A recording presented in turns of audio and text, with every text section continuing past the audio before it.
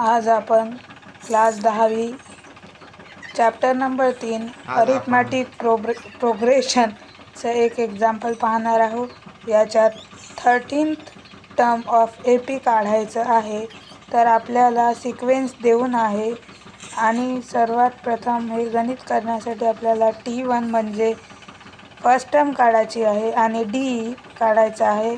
मग आपला जो TN चा फॉर्म्युला आहे तो लावून हे गणित आपण काढू शकतो। आपल्याला टर्म काढायची 13th टर्म काढायची असल्यामुळे n माहीत नाही, TN माहीत आहे। TN 30 आहे, त्यानुसार आपण सूत्र लावून हे गणित करू शकतो आणि हे गणित आपलं होतच आलं आहे। तर बघून घ्या, शेवटचं सोडवणं सुरू आहे।